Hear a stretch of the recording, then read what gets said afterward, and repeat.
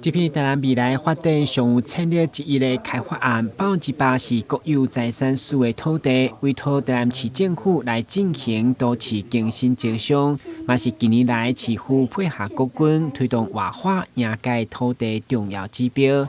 日前经过严格招标作业，最后由国城建设得标。上午市长吴伟霆亲自出席，甲董事长蔡立环代表签约，场面盛大热烈。好，请签约。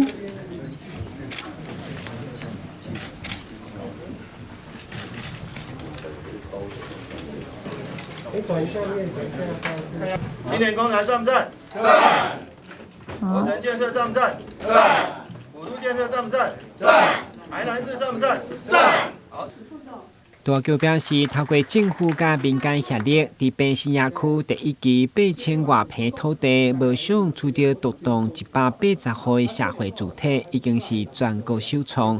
渴望为市库节省20亿的经费来落实希望家园。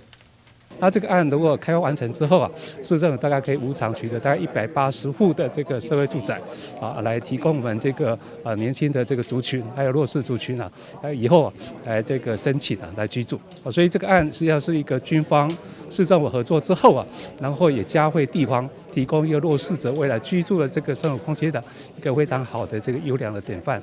过去政府兴建社会主体拢是较偏远的地段，即摆台南设伫平西野区的基地，靠近南芳小东路。市长表示，已经是2年当中的2年，嘛，互得标的建设公司表示责任重大，不过真有信心会当如期如期完工。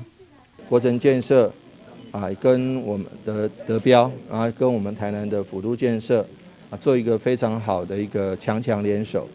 那台南市民获得了什么？第一个，中央政府这个土地能够标售出去；第二个，地方政府无偿取得了价值20亿的青年公宅；第三个，年轻朋友们可以这个用一个非常合理甚至是优惠的价格就能够进驻这个台南市的蛋黄区中的蛋黄区最精华的区域。